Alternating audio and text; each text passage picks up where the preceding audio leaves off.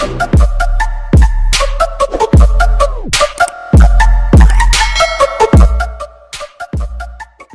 mga master, welcome back to our channel. Panibagong araw, panibagong kabanata na naman ang pagsamasamahin natin ngayong araw na ito. At kung bago ka sa ating channel, paki-click ang subscribe button and hit the notification bell para updated kayo sa ating mga susunod na videos. So mga master, sabay-sabay po nating pakinggan ang kabanata ngayong araw na ito tungkol sa pagbabalik ng Diyos ng digmaan. Let's go! Kabanata 1981 hanggang 2000. Kabanata 1981. Ang pagkawasak ng Yamaguchi Corporation ay nagpaiwan sa The Dark Sun na ganap na hindi makapagsalita, at ang pagpuksa kay Shin ay nagpabalik sa kanila. Paano ito posible? Kung gaano kalakas ang Rogue Slayer, walang paraan na matatalo niya ang dalawang powerhouse na iyon. Ano man ang gusto nilang paniwalaan, wala silang pagpipilian kundi tanggapin ang katotohanan kung ano ito. Sa ngayon, ang buong lakas ni Rogue Slayer ay nananatiling hindi alam. Sa katunayan, hindi natin alam kung mayroon siyang trump card. Tayong natitirang 6 na puwersa ay dapat magtulungan upang pigilan niya kaming isa-isa. Hindi natin kayang matalo sa laban na ito. Oo, tayong mawalan ng buhay, ngunit hindi natin maaaring suran ang The Dark Sun at Reso niya. Hindi natin pwedeng hayaang pumasok si Levi sa ating bansa at gawin ang gusto niya tulad ng ginawa niya sa Zarain. Mula ngayon, kailangan na nating ihinto ang pagmamaliit sa Rogue Slayer. Kailangan nating gawin ang lahat para patayin siya. Ang natitirang puwersa ng Dark Sun ay nagsama-sama ayon sa mungkahi ng Watanabe, at ang 5 ancient warrior families ay isang nakakatakot na puwersa kapag nagkaisa. Ang balita tungkol sa Rogue Slayer na sumisira sa 4 sa mga makapangyarihang organisasyon ng Reso niya ay kumalat na parang apoy sa buong mundo, at ang kanyang kasikatan ay unti-unting napalitan ng sa Levi's. Samantala, ang Manifest Court ng The Cardinal Hall ay nag-update sa listahan ng gem at inilipat ang Rogue Slayer mula sa ika-5 hanggang sa pangalawang pwesto, na naabutan ang Southern Emperor at Zoe sa isang pagkakataon. Masyadong maimpluwensyahan ang ginawa niya, at naaliw ang mga tao sa Erudia sa pagkakaalam na maaari niyang kunin ang lugar ni Levi bilang haligi ng suporta para sa bansa. Nagpakawala lang si Rogue Slayer ng mapang-akit na tawa nang marinig niya ang balita. Tao, sinong mag-aakalang ang pinakadakilang sandali ko sa buhay ay pekeng lahat? Ngumiti din si Levi. Pinakamahusay. Hindi mo ito matatawag na pinakadakila. Hanggat hindi natin ganap na sirain ang The Dark Sun, at least. Ang balita tungkol kay Rogue Slayer ay patuloy na kumalat, at kahit si Bruce ay nagsimulang mapansin at mag-imbestiga sa kanya. Gayunpaman, ang kanyang mga pagsisiyasat ay nagbunga ng walang kabuluhan. Ituloy mo siyang babantayan mabuti. Susuriin ko ang mga resulta ng eksperimento. Ang araw na iyon ay minarkahan ang simula ng mga eksperimento para sa pagpapanumbalik ni Jared, at ang unang eksperimento ay natapos sa tagumpay. Bagamat 9 sa 10 kalahok ay namatay dahil sa pagsabog ng kanilang mga katawan, isa sa kanila ang nakaligtas. Kahit na ang paksa ay isang mahinang bersyon ng katawan ni Jared, itinuring pa rin itong isang matagumpay na pagsubok dahil ang paksa ay napakahirap pa ring patayin. Si Bruce at ang mga siyentipiko sa Lab of Gods ay tuwang-tuwa. Ang kailangan lang nilang gawin ay pagbutihin at ipagpatuloy ang mga pagsusulit upang perpektong muling likhain ang eksperimento ni Jared. Nga pala, nakita mo na ba ang mga taong hiniling ko? Tanong ni Bruce na biglang may naisip. Oo, Mr. Johnston. Dinala namin silang lahat dito. Napangiti si Bruce at sinabing, mabuti. Patuloy na palakasin ang kanilang mga katawan. Gusto kong magtagumpay silang lahat sa eksperimentong ito. I'm sure alam mo na ang kailangan mong gawin, di ba? Opo, Ginoo. Aayusin natin ito. Hindi mapigilan ni Bruce ang mapangiti habang iniisip ang mga plano niya sa kinabukasan. Nako, Levi, sayang hindi mo nasaksihan ang katawan ni Jared na may purong enerhiya, o ang mga gagawin kong muli mamaya. Sana ay bumalik ka mula sa mga patay at makipag-away sa mga purong enerhiyang katawan na ito. Gusto kong makita kung hanggang kailan ka tatagal laban sa kanila. Papunta si Levi sa headquarters ng The Dark Sun kasama ang Rogue Slayer nang bigla siyang bumahing. Ikaw ba yan, Bruce? Huwag kang mag-alala, malapit na ang turn mo. Sabi niya sabay ngiti. Itinoon ng madilim na araw ang lahat ng puwersa nito, at ang lahat ng makapangyarihang mandirigma sa race niya, kabilang ang mga nasa solar rankings, ay nagtungo sa edojo. Ang video na ito ay edited by Urban Storytelling. Kabanata 1982. Ang solar rankings ng race niya ay katulad ng gem list ng Erodia, kahit na medyo mahina. Gayunpaman, ito ay binubuo ng pinakamalakas sa mga samurais at mga pari, at lahat sila ay nagtipon pagkatapos ng imbitahan ng The Dark Sun. Medyo solid din ang sariling puwersa ng Dark Sun, kasama ang pamilya Watanabe, Tael Shrine, pamilya Kitejima, pamilya Hattori, pamilya Nagawa, at pamilya Kono sa isang lugar. Ang pamilyang Yagyo ay hindi kasali, na lubos na nauunawaan dahil sila ay napakalakas. Sa katunayan, hindi ito magiging labis na pananalita na tawagin silang pinakamalakas sa buong reso niya. Ang pamilyang Yagyo ay tinawag ding mga Blade Master dahil sa kanilang pambihirang husay sa espada. Ang kanilang mga ninuno ay pawang mga kahanga-hangang eskrimador, at ipinasa nila ang kanilang mga kasanayan sa espada sa pinakabagong Blade Master, si Kenkage Yagyo. Sa kabila ng edad na 30s pa lang, si Kenkage ay napakalakas ng kapangyarihan kaya napunta siya sa tuktok ng solar rankings at binyansagang Sword Saint. Karamihan sa mga Raisin Ians ay madalas na inihambing siya kay Levi at nagtataka kung sino ang mas malakas. Kahit na wala si Kenkage, ang pamilyang Yagyo ay makapangyarihan pa rin at nagmamay-ari ng halos kalahati ng mga mandirigma sa solar rankings. Kaya naman walang nang-ahas na utusan ang pamilya Yagyo na lumahok sa labanan. Ang pamilya Watanabe ay maaari lamang ipaalam sa kanila ang sitwasyon at pag-usapan ang kanilang mga plano, ngunit ang pamilya Yagyo ay tumanggi na kumilos. Napag-alaman nilang isang kahihiyan ang pagtatrabaho sa napakaraming puwersa at iginiit na kaya nilang hawakan ang Robe Slayer ng mag-isa. Sa katunayan, sila ay lubos na kumpiyansa na naniniwala sila na ang Kenkage lamang ay higit pa sa sapat para sa gawain. Minsan ay mayabang na ipinagmalaki ni Kenkage na kaya niyang patayin si Levi ng mag-isa, at ang mapagmataas na pamilyang Yagyo ay hindi nagpadala ng isa man sa kanilang mga tauhan upang tumulong sa misyon na patayin si Levi sa Golden Port Island. Halos lahat ng makapangyarihang mandirigma ay nagtipon sa punong tanggapan ng The Dark Sun, na nagbibigay sa kanila ng lakas ng buong mundo ng martial arts ng Raisonian. Nakatanggap lang kami ng kumpirmasyon na ang pamilyang Yagyo ay hindi sasama sa amin para sa labanan ito. Oo, inaasahan namin na mangyayari iyon. Natatawang sabi ng mga miyembro ng pamilya Watanabe. Si Mr. Johnston pala, nagpapadala sa amin ng mensahe na nagtatanong kung kailangan namin ng tulong niya. Tinawag din niya ang kanyang sarili na ating walang hanggang kakampi. Sabihin kay G. Johnston na nagpapasalamat kami sa kanyang mabait na alok, ngunit maaari naming lutesin ang maliit na problemang ito ng mag-isa. Baka mamatay tayo sa kahihiyan kung hindi natin kayang hawakan ang isang bagay na walang kabuluhan. Hihintayin natin ngayon ang pagdating ng Robe Slayer. I swear hindi siya aalis dito ng buhay. Ang mga mandirigmang naruroon sa pinangyarihan ay nagpipigil ng hininga sa pag-asa habang sila ay sabik na naghihintay ng kanilang pagkakataon upang labanan ang Robe Slayer. Ayon sa impormasyong ibinigay ng aming mga especially iya, ang natitirang puwersa ng The Dark Sun ay nagsama-sama at naghihintay sa amin. Gayunpaman, ang pinakamalakas na tinatawag na Yagyo family ay hindi pa nakakagawa. Sinasabi ng aming mga source na hinamak nila ang pagtatrabaho ng sama-sama at nilayon nilang patayin kami mismo. Sabi ni Robe Slayer nang makarating silang dalawa sa edojo. Aling panig ang mas malakas, iniisip ko. Tanong ni Levi habang hinihimas ang baba. Sa ngayon, ang pamilyang Yagyo ang mas malakas. Hindi lamang sila may Kenkage sa kanilang panig, ngunit isa sa kanilang mga ninuno ay nabubuhay pa. Kilala siya bilang Raisonian Blade Master, at lahat ng pinagsama-samang puwersa ng The Dark Sun ay hindi makakalaban sa dalawang iyon. Ipinaliwanag ni Robe Slayer. Pinag-isipan ito ni Levi at sinabing, sige, magpalat ng plano. Aalisin muna natin ang pinakamalakas. Dalhin mo kami sa pamilya Yagyo.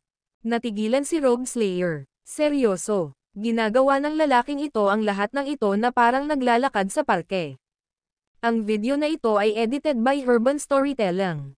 Kabanata 1983. Oh, well, sa palagay ko hindi ko talaga ito hamon para sa isang taong kasing lakas niya. Tao, naiinggit ako kay Levi. Kailangan kong magpakalakas para magawa ko ang lahat ng body asterisk S tulad niya at maging malakas para suportahan ito. Maaaring hindi mo alam ito, Mr. Garrison, ngunit ang Kenkage ay nagsasanay ng ibang anyo ng swordsmanship. Sabi ni Rogue Slayer. Huminto si Levi. Si Kenkage ay palaging nagpupunta sa mga nightclub at isang napakasamang pervert. Ang kanyang anyo ng swordsmanship ay nakabatay din sa decadence. Karamihan sa mga tao ay pupunta sa isang landas ng pag-iwas, ngunit ang Kenkage ay ang eksaktong kabaligtaran. Palagi niyang pinapakasawa ang sarili sa alak at pakikipagtalik, ngunit hindi ito nakakaapekto sa kanya kahit kaunti. Sa katunayan, ito ay nagpapalakas lamang sa kanya. Ipinaliwanag ni Rogue Slayer. Tumanggo si Levi. Ibang lahi ang lalaking ito, nakikita ko. Kaka-confirm ng mga tauhan ko na nasa nightclub siya ngayon. So, saan tayo pupunta?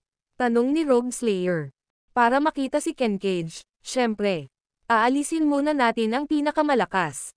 12 ng mga kabataang lalaki ang nakatayo sa loob ng isang VIP lounge ng pinakamarangyang nightclub ng Edojo. Lahat sila ay tagapagmana ng pinakamamahal na pamilya sa Raysonia, gayunpaman, lahat ay magalang na yumuyuko na may takot at paggalang sa kanilang mga mukha. Sa sofa sa harap nila ay nakaupo ang isang lalaki na nasa 30s na may kasamang mga dalaga sa magkabilang gilid. Anong kalokohan ito? Naubusan na ba si Raysonia ng magagandang babae o ano? Galit na sigaw niya. Ang lalaking iyon ay ang kasumpa-sumpa na si Kenkage Yagyo, kaya't ang iba ay yumuyuko sa harap niya. Sila ang namamahala sa paghahanap kay Kenkage ng lahat ng uri ng magagandang babae, ngunit marami siyang pinagdadaanan araw-araw na literal na nauubusan sila ng mga babae. Wala sa kanila ang nakakaintindi kung paano siya naging mas malakas dahil sa dekadanteng paraan ni Kenkage. Bakit siya patuloy na lumalakas? Napaka-unfair nito. Maaari kang magsanay ng husto sa loob ng 100 taon, at ang taong ito ay magiging mas malakas pa kaysa sa iyo sa pamamagitan lamang ng pagpapakaasawa sa alak at pakikipagtalik sa loob ng 1 buwan. Sa bagay, wala kaming choice kundi ibigay sa kanya ang gusto niya dahil masyado lang siyang makapangyarihan. Ang mga tumanggi na lahat ay pinatay niya. Nagpadala ako ng mas maraming lalaki para maghanap sa Erodia, guro. Siguradong mahahanap ka namin sa lalong madaling panahon. Sabi ng isa sa mga binata. Ang iba ay tumunog din, balita ko si Erodia ang may pinakamagandang babae. Bigyan mo lang kami ng 2 araw, at dapat nating makuha ang daan-daan sa kanila. Oo, nalaman din namin na ang asawa ni Levi na si Zoe ay isang tunay na kagandahan. At ang siyentipikong si Winona din. At huwag nating kalimutan ang kapatid ni Levi, si Mia. Gusto ko lahat ng babaeng kumain kay Levi. Isa pa, nabanggit mo lang ba ang isang scientist? Hindi ko pa nasusubukan ang ganitong uri. Magaling. Hihintayin kong dalhin mo sila sa akin. Natahimik lang si Kenkage matapos marinig na dinadalhan siya ng mga babaeng Erudian. Gayunpaman, tiniyak niyang babalaan silang lahat sa pagsasabing, kung hindi ninyo sila ibibigay sa akin, papatayin ko kayong lahat. Naiintindihan. Sisiguraduhin natin. Ang mga lalaki ay tumanggo sa takot habang binaril ang lalaking nagbanggit kay Zoe ng isang mabangis na titig. Sa lahat ng babaeng Erudian na masasabi niya, bakit Zoe? Paano natin siya makukuha? Ang lalaking ito ay halos ipahamak tayong lahat. Nang mapagtantong nagkamali siya sa pagsasalita, mabilis na itinikom ng lalaki ang kanyang bibig. Biglang isang malakas na kaguluhan ang narinig sa labas ng VIP lounge, at pumasok si Levi sa kwarto habang nakatayo si Rogue Slayer sa may pintuan. Napatulala ang lahat at naguguluhang nakatingin kay Levi, pati na si Kenkage. Sino sa inyo dito si Kenkage? Tanong ni Levi na mas lalo pang natulala sa paligid niya. Ako ay, na-curious si Kenkage kung ano ang gustong gawin ni Levi. Dahan-daang lumapit si Levi sa kanya at tinapik siya sa pisngi habang sinasabi, nandito ako para patayin ka. May problema ba dyan? Ang video na ito ay edited by Urban Storytelling. Kabanata 1984. Parang hindi sapat na nakakagulat ang kanyang mga sinabi, ang pagtapik niya kay Kenkage sa pisngi ay tumama sa lahat na parang 1 toneladang brick. Si Kenkage ang numero 1 sa solar rankings at papatayin ang sino mang humahaplos sa kanya sa maling paraan. Siya ang nakakatakot na Sword Saint. Kinukuha lang niya ang sinumang babae na gusto niya kahit kailan at kahit saan. Kahit na ang mga big shot sa race niya ay iiwasan siya hanggat maaari dahil sa takot na mawala ang kanilang buhay, ngunit ang walang kaalam-alam na punk na ito ay buong tapang na tinapik siya sa pisngi. Bukod pa riyan, sinabi pa niyang nandito siya para patayin si Ken Cage. Sino siya sa tingin niya? May death wish ba siya o ano? Bilang pinakamalakas sa buhay, palaging ginagawa ni Ken Cage ang gusto niya. Dahil dito, ang mga kilo ni Levi ay nawalan siya ng imak at nanigas sa pagkabigla at hindi makapaniwala. Di sinampal lang ba ako ng lalaking ito sa mukha? Sa palagay ko narinig ko rin siyang nagsabing gusto niya akong patayin. Mali ba ang narinig ko sa kanya o ano? Hoy, bingi ka ba? Tinanong kita ng **asking question. May problema ka ba sa pagpatay ko sa'yo? Nang makitang hindi pa rin tumutugon si Ken Cage, sinampal siya ni Levi ng ilang beses sa mukha. Smack, smack, smack. Malakas ang tunog ng mga sampalan sa katahimikan ng VIP lounge, at ang lahat ay nasa bingit ng pagkawala ng kanilang isip mula sa kabaliwan na nasa harapan nila. Baliw ang lalaking ito. Hindi ako makapaniwalang tinutuya niya si Ken Cage ng paulit-ulit ng ganyan. Tuluyan na siyang nawalan ng malay. Hindi inaasahan ni Ken Cage na sasampalin siya ni Levi, at hahabulin na sana niya ito nang putulin siya ni Levi ng isa pang sampal. Smack! Ang tensyon sa VIP lounge ay nakasusuffocate, at lahat ay nakatingin kay Levi na parang siya lang ang gumawa ng pagkakamali sa kanyang buhay. Mamatay! Umungol si Ken Cage sa tuktok ng kanyang mga baga habang ang isang napakalaking surge ng enerhiya ay lumabas mula sa kanyang katawan. Papatayin ko itong motherfucker. I'll turn him into a freaking bloody pool. Boom! Isang nakakatakot na pagsabog ng enerhiya ang dumagsa sa buong silid, ngunit tila nawala ito nang makausap si Levi, na ikinagulat ni Ken Cage. Kaya hindi siya maliit na prito, ha? Subukan ito, pagkatapos. Dahil sa galit, ang enerhiya ni Ken Cage ay tumalon kay Levi na parang tsunami. Isang ngiti lang ang isinagot ni Levi sa kanya. Number 1 sa solar rankings, at ito lang ang mayroon ka. Hey, basura! Pagkatapos ay hinampis niya ang energy wave gamit ang kanyang kanang kamay, dahilan para mawala ito kaagad sa manipis na hangin. Ang tanawin na iyon ay nagpapadala ng panginginig sa mga gulugad ng lahat. What the hell? Nakakatakot ang lalaking ito. Ikaw ay patay na karne. Galit na galit si Ken Cage matapos na maramdaman ang dalawa sa kanyang mga pag-atake. Nang sisingilan na ni Ken Cage si Levi, naramdaman niyang nabibigatan ang itaas na bahagi ng katawan niya ng hindi nakikitang bundok, at hindi niya magawang tumayo. Arg! Umungol si Ken Cage habang iniipon niya ang bawat onsa ng kanyang lakas para makatayo. Basag! Rip! Lahat ng nasa loob ng VIP lounge na wala sa likod ni Levi ay nagsimulang pumutok at bumukas, kasama na ang mga binata na agad na naging madugong ambon. Ibinibigay ni Ken Cage ang lahat ng mayroon siya sa pagsisikap niyang tumayo para mapatay niya si Levi. Arg! Ang kanyang mga antas ng enerhiya ay patuloy na tumaas siya ay pumipilit. Malamig na ngumuso si Levi bago siya sinampal pabalik ng sobrang lakas na parang 10 bundok na dinurog ang Ken Cage. Umubo ng isang bibig ng dugo, pinandilatan ni Ken Cage si Levi nang hindi makapaniwala habang nagtanong, sino ka ba sa mundo? Ako si Levi Garrison. Nakangiting sagot ni Levi. Ano? Ikaw si Levi Garrison. Ang video na ito ay edited by Urban Storytelling. Kabanata 1985. Anong F***? Nagmura si Ken Cage sa kanyang ulo. Nakilala niya at ng kanyang mga tauhan si Rogue Slayer nang pumasok sila sa pintuan kanina, ngunit hindi niya inaasahan na ang kanyang disipulo ay si Levi. Hindi ba siya patay na? Hindi ba natunaw ang bangkay niya? Ilang beses ko nang nakumpirma ang pagkamatay niya, kaya paano siya nabubuhay at maayos pa? Ang mga binata sa silid ay halos himatayan sa gulat, ngunit mabilis na nakabawi si Ken Cage. Kung buhay ka pa, ako ang papatay sa'yo. Matagal nang gustong kalabanan ni Ken Cage si Levi, kaya't hindi siya nabigyan ng pagkakataon ay natuwa siya. Kailangan mong bumangon para gawin iyon.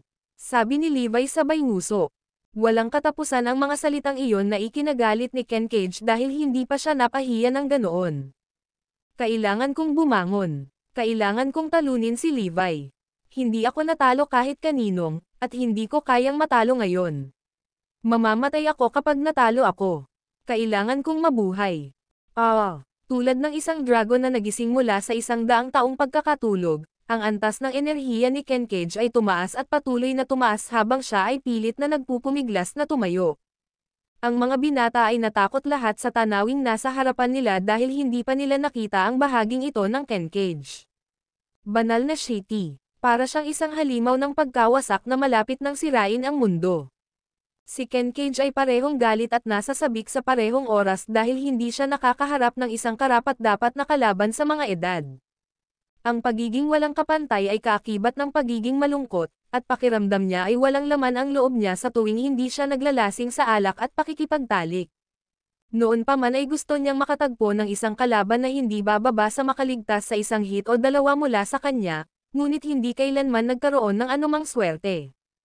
Iyon ay, hanggang sa wakas ay nakilala niya si Levi noong araw na iyon. Napakalakas ni Levi kaya kayang gawin ni Kenkage ng walang pag-aalala, kaya lagi niyang inaabangan ang pakikipaglaban sa kanya.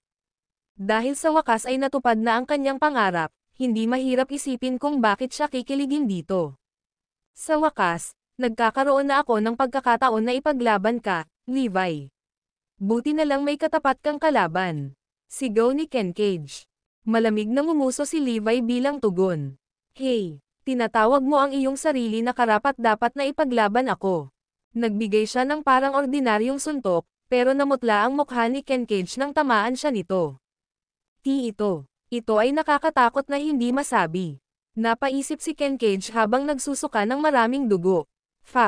Hindi lamang nagtagumpay ang pagtatangka niyang bumangon, kundi ang sofa sa ilalim niya ay nabasag sa mga piraso. Napaluhod siya at nabasag ang floorboard sa ilalim niya. Napatulala si Kenkage sa kahinaan niya laban sa mga atake ni Levi.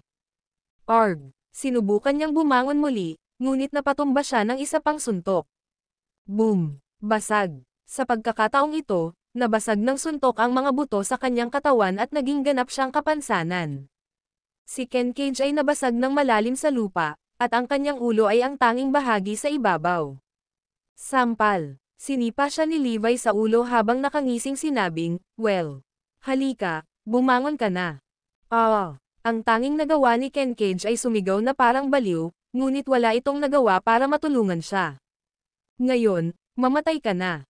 Kahit na hindi pa papatayin ni Levi ang lahat ng miyembro ng The Dark Sun, papatayin pa rin niya si Kenkage dahil sa pagtutok niya kay Zoe. Pinatay din niya ang lahat ng iba pang lalaki sa silid dahil nagpalaki sila kay Zoe at sasali sa paghuli sa kanya. Alam iyon ni Levi dahil narinig niya ng malinaw ang lahat ng sinabi nila. Tara na, susunod naming ilalabas ang iba pang miyembro ng pamilya ng Yagyo. Pagkatapos ay kinaladkad ni Levi ang bangkay ni Kenkage sa likod niya habang papunta siya sa tirahan ng pamilya Yagyo kasama ang Rogue Slayer. Ang video na ito ay edited by Urban Storytelling. Kabanata 1986. Ang tahanan ng pamilya Yagayo ay matatagpuan sa walang laman na kapatagan sa labas ng edojo.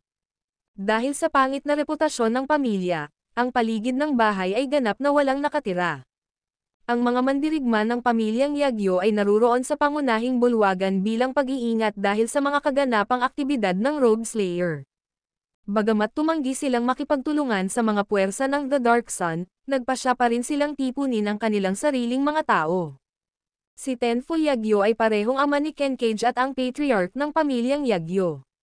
Sa tingin ba ninyo susundan tayo ni Rogue Slayer? Tanong niya pagkaupo niya sa harap ng mga tauhan niya. Nagtawanan ang lahat ng nasa paligid niya nang marinig iyon. Hey, I bet hindi siya maglalakas loob na hamanin man lang tayo. Maliban na lang kung siya ay baliw o may death wish, iyon ay. Alam ng lahat na tayo ay mas makapangyarihan kaysa pinagsama-samang puwersa ng The Dark Sun. Nakakapagpakamatay ang gulo sa atin. Ang pamilyang Yagyo ay sobrang kumpiyansa sa kanilang lakas at naniniwalang hindi sila matatalo kung nasaan pa sila Raisonian Blade Master. By the way, may nakakita na ba kay Kenkage? Sinabi ko sa kanya na may meeting kami. Nasaan na siya? Tanong ni Tenfo. Dahil si Kenkage ay malakas at mahal ng mga matatanda, siya ay naging sobrang layaw at walang disiplina na kahit si Tenfo ay napabuntong hininga na lamang nang walang magawa sa tuwing siya ay maling kumilos. Ginoo, hindi pa umuuwi si Kenkage. I think he went to the nightclub again, sagot ng mayordomo. Damn it, may krisis tayo, at nakikiparty pa siya. Galit na sigaw ni Tenfo. Sa kabila ng sinabi niya, talagang nag-aalala siya sa kaligtasan ni Ken Cage.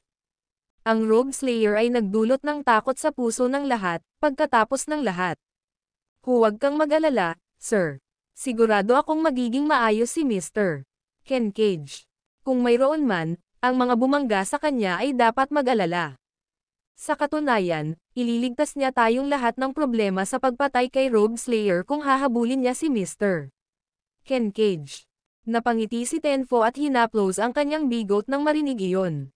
Tama sila. Ang tanging mga tao na dapat nating alalahanin ay ang mga hindi mapalad na makasagasa sa Ken Cage sa tuwing nandoon siya. Bagamat hindi ako nasisiyahan sa kanyang ugali at ugali, wala akong duda pagdating sa kanyang lakas. Ibig sabihin, siya ang nasa tuktok ng solar rankings habang ako ay pumapangalawa. Sinong nasa tamang pag-iisip ang maglalakas loob na makipag-away sa kanya? Hindi naman kalabisan na sabihin kasing kapangyarihan siya ng buong bansa. Ang sino mang iba pang miyembro ng The Dark Sun ay mas mahusay na target kaysa sa Ken Cage. Biglang may narinig na boses mula sa labas. Narito si Drew Leeson mula sa Erudia para bisitahin ang pamilya Yagyo. Ang boses ay kasing lakas ng kulog at umalangaw-ngaw sa bawat sulok ng mansyon. Ano? Drew Leeson. As in, Rogue Slayer. Dumating talaga siya. My goodness, talagang matapang ang lalaking ito. Hindi ako makapaniwala na pinili niya tayo kaysa sa punong tanggapan ng The Dark Sun. Sa halip na mabalisa, ang mga miyembro ng pamilyang Yagyo ay tumatawa sa amusement. Sir, sasabihin ko ba sa ibang miyembro ng The Dark Sun na nandito si Rogue Slayer? Tanong ng isa sa mga lalaki. Umiling si Tenfo. Hindi na iyon kailangan. Masasabi natin iyan sa kanila pagkatapos nating patayin ang Rogue Slayer. Sa ganoong paraan, makikita nila kung gaano tayo kalakas, at hindi natin kailangang makipagtulungan sa kanila. Halika, tingnan natin ito. Pagkatapos ay pinamunuan niya ang isang malaking grupo ng mga mandirigma patungo sa pintuan. Arg! Ang daan-daang mga security guard na nakatalaga sa pintuan ay pinalipad sa buong lugar, at ang pintuan sa harapan ng mansyon ay sinipa na rin. Nasa unahan si Rogue Slayer at dahan-daang lumakad papunta sa mga mandirigma ng pamilyang Yagyo habang si Levi ay nakasunod sa likuran habang nakasunod ang bangkay ni Ken Cage. Ang video na ito ay edited by Urban Storytelling. Kabanata 1987. Ang lakas ng loob mo dito, Drew. Gusto mo bang mamatay ng ganoon kalala? Sumugod si Tenfo kasama ang daan-daang kanyang mga mandirigma at mabilis na pinutol ang kanilang paglabas. Maaari mong patayin ang lahat ng iba sa The Dark Sun para sa lahat ng pakialam ko, ngunit hindi mo kami ginulo. Hahaha. Hindi ako makapaniwala na ihahatid mo lang ang sarili mo sa amin sa isang plato na pilak. Sabi ng mga lalaki habang tinatawanan si Rogue Slayer in disdain. Ilang sandali pa, nalipat ang atensyon nila kay Levi na nakatayo sa likuran niya. Parang may kinakaladkad siyang katawan. Teka, bakit parang pamilyar ang damit na iyon? Maghintay, ito ay maaaring. Isang masamang pakiramdam ang kumalat sa kanilang lahat, at napansin din ito ni Tenfo. Hindi ba isa sa atin ang lalaking ito? Well, hindi ko masasabing sigurado sa outfit lang. Malamang may pinatay na Rogue Slayer para lang magalit sa atin. Nakigulo kayo sa mga maling tao. Mapapababa naming dalawa ng walang tulong mula sa The Dark Sun. Hindi, Mr. Ken Cage lang ay sapat na para patayin kayo. Ang mga lalaki ay nagsimulang tuyain sila ng mayabang. Wham! Sinipal ni Levi ang katawan ni Ken Cage palapit sa kanila at nagtanong na may nakakalokong ngiti, "By Ken Cage, you mean this guy?" Iyon ay, natigilan ang lahat ng mas malinaw nilang tingnan ang katawan ni Ken Cage, at tumama ito sa kanila na parang bolt mula sa asol, na naging dahilan ng pagkataranta nila. Ito si Mr. Ken Cage. May napasigaw sa takot. Sa malapitang tingin ay napatunayan na ito na ang Ken Cage na kilala nilang lahat, maliban sa bahaging siya ay naging matigas at walang buhay na bangkay. Hindi ako makapaniwala. Lahat ay nanlaki ang mata sa gulat at hindi makapaniwala, at ang ilan sa kanila ay nawalan ng malay. Thud. Ginoo. Ken Cage. Ang mga lalaki ay nagsimulang sumigaw ng kanyang pangalan sa tuktok ng kanilang mga baga. Anak, anak ko. Hindi na napigilan ni Tenfo ang kanyang emosyon, hinawakan ni Tenfo ang bangkay ni Kenkage sa kanyang mga bisig at humagulgol ng iyak. Ito ang kauna-unahang pagkakataon na naranasan ang pamilya Yagyo ng ganitong mapangwasak na dagok. Nagawa nilang mapanatili ang isang nangingibabaw na posisyon sa Reisol niya dahil sa Kenkage, at umaasa silang panatilihin itong ganoon sa loob ng ilang daang taon. Hindi ako makapaniwalang patay na si Kenkage. Ito ay hindi katanggap-tanggap. Hindi. Teka, paano siya namatay? Siya ang nakakatakot na Sword Saint at nangunguna sa Solar Rankings. Sino ang posibleng pumatay sa kanya? Nangyayari ba talaga ito? Naghinala ang lahat sa totoong nangyari, ngunit imposibleng hindi maniwala sa bangkay ni Kenkage na inilatag sa kanilang harapan ng ganoon. Lahat sila pagkatapos ay ibinalik ang tingin kay Robe Slayer. So, si Robe Slayer ang pumatay kay Kenkage. Holy shitty! Mas nakakatakot siya kaysa sa inaasahan namin. Patayin siya. Gusto ko siyang patayin sa lahat ng paraan. Sigaw ni Tenfo sa taas ng kanyang baga. Sige, oras na para subukan ang iyong lakas. Hindi kita tutulungan sa laban na ito. Nakangiting sabi ni Levi habang pinagmamasdan ang mga mandirigma ng pamilyang Yagyo na nakasuhan sa Robe Slayer. Pagkatapos ay tinatakan niya ang mansyon mula sa labas ng mundo gamit ang isang pader ng hangin, upang walang ibang makaalam kung ano ang nangyayari sa loob. Pinaharap ni Levi si Robe Slayer sa kanila ng mag-isa upang madagdagan niya ang kanyang lakas, at hindi nagtagal ay nagulo ang buong mansyon. Inatake ng mga lalaki ang Robe Slayer na parang isang grupo ng mga asong masugid, at lalo lang siyang naging agresibo habang nagpapatuloy ang laban. Bukod sa Kenkage, natagpuan niya ang lahat ng iba pa mula sa pamilyang Yagyo na medyo madaling talunin. Biglang napansin ng isa sa mga mandirigma si Levi na nakatayong mag-isa sa isang sulok at sumigaw, patayin siya. Ang mga lalaki pagkatapos ay nagsimulang sumugod kay Levi, at siya ay nagpakawala ng buntong hininga habang siya ay bumubulong, nakakagawa kayong isang malaking pagkakamali na lumapit sa akin. Ang video na ito ay edited by Urban Storytelling. Kabanata 1988, Boom! Boom! Kuwit. Maraming mandirigma ang sumugod kay Levi bago sumabog sa mga masa ng dugo mula sa mga 15 talampakan ang layo. Isa pang grupo ng mga elite ang naging ambon ng dugo sa harap ni Levi. And with that, lahat ng mata ay kay Levi. Hindi siya ordinaryong tao. Sa una ay nakikipagkwentuhan sila kay Robe Slayer at hindi pinansin si Levi.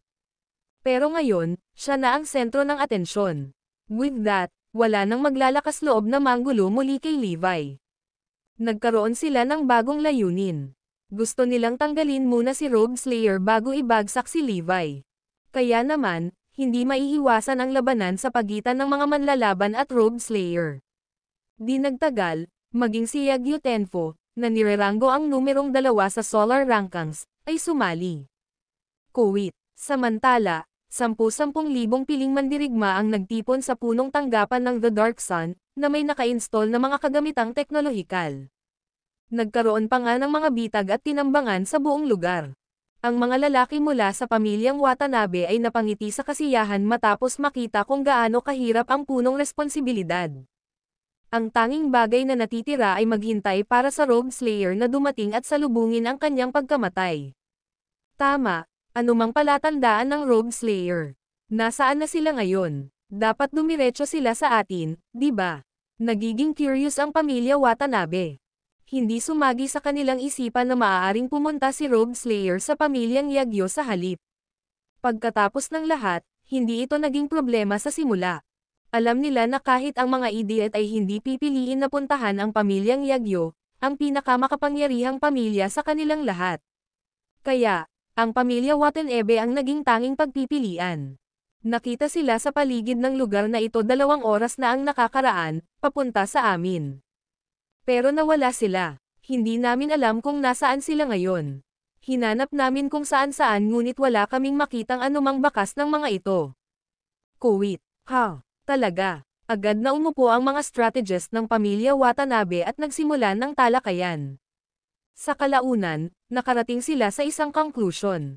Napagpasyahan nila na si Robe Slayer ay nag-iingat sa alyansa sa pagitan ng mga labi ng The Dark Sun, kaya hindi niya sinubukang harapin sila ng direkta. Sa halip, susubukan niyang bulagin sila. Ipaalam sa lahat na manatiling alerto at palakasin ang kanilang mga depensa. Huwag hayaang mahuli kami ng Robe Slayer. Kuwit. Ang akala ng lahat ay si Robe Slayer ang magpapalusot sa kanila. Walang nakakaalam na ang Robe Slayer ay nakikipaglaban sa pamilyang Yagyo sa ngayon. Iyon ay wala sa inaasahan, kaya wala silang kumpirmasyon tungkol dito.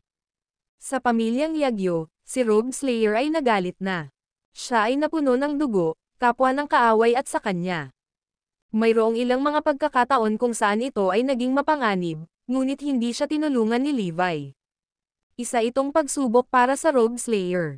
Kaya, anuman ang nangyari, si Levi ay matigas na hindi tulungan siya, kahit na si Robe Slayer ay nasa bingit ng kamatayan. Kung malalampasan niya ito, makakamit niya ang mas mataas na taas kaysa ngayon.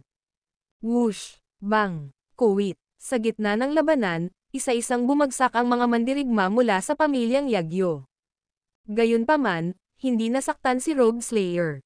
Sabi nga, lumakas siya. Kahit na siya ay dumanas ng matinding pinsala sa buong katawan, ang galing ni Robe Slayer sa pakikipaglaban ay lalong bumubuti. Patayin siya. Galit si Tenfo sa paghihiganti para sa kanyang anak habang nagpapatuloy ang laban.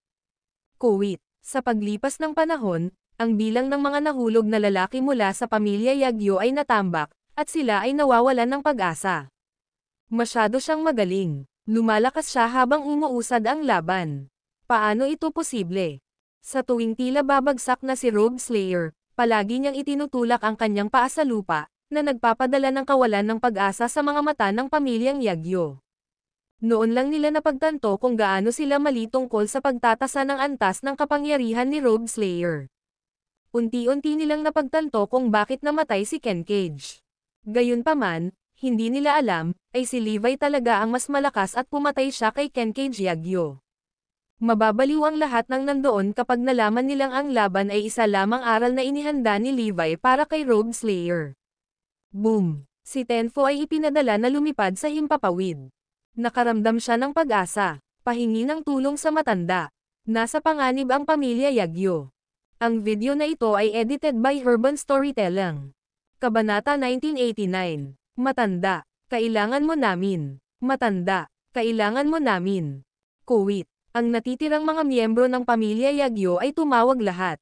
Ang pamilya ay nasa huling paan nito sa puntong iyon. Kung hindi lumabas ang matanda, matatapos na ang lahat para sa pamilyang Yagyo. Biglang may narinig na malakas na tugtog. Natuwa ang buong pamilya Yagyo nang marinig iyon. Darating ang matanda, kasabay nito ang pagsabog ng bulkan hindi kalayuan sa kanilang kinaroroonan. Natakpan ng makapal na ulap ang kalangitan habang bumubulwak ang natunaw na mainit na lava. Kahit na ito ay maliit, ang pagsabog ay maaari pa ring magdulot ng takot sa puso ng mga tao. Iyon ay, mula sa malayo, ito ay mukhang kahanga-hanga. Dumating na ang matanda. Ito ay usap-usapan na ang matanda ay pinipigilan ang bulkan ng mag-isa. Talagang totoo. Nagtataka ako kung gaano kalakas ang matanda.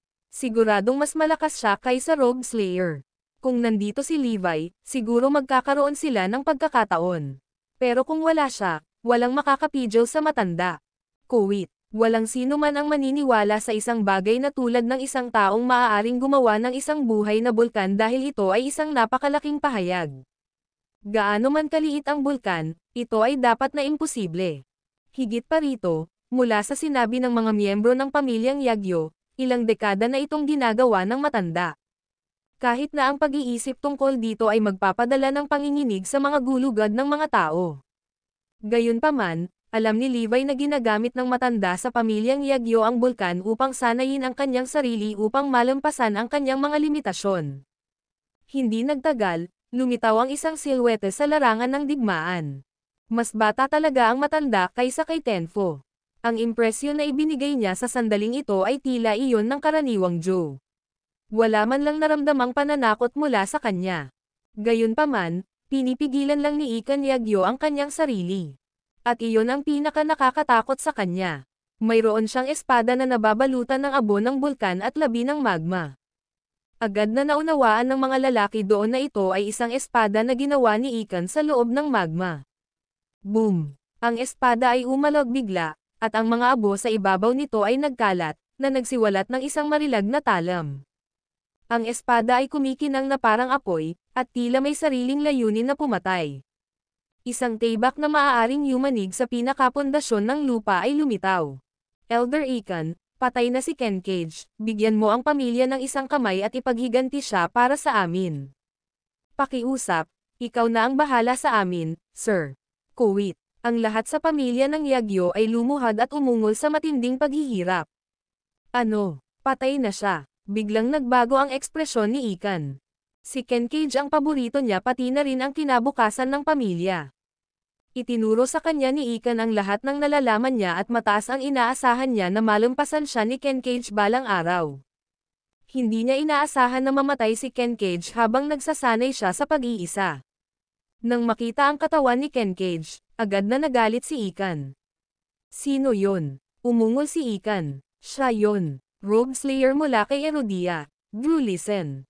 Kuwit. Napalingon ang lahat kay Drew. Rogue Slayer mula kay Erudia. Naiintindihan ko. Ngayon, gagamitin ko ang dugo mo para pakainin ang talam ko. Iniwas niya ang kanyang kamay sa espada, agad itong binigyan ng talam. Ito ay isang espadang talam na ngayon.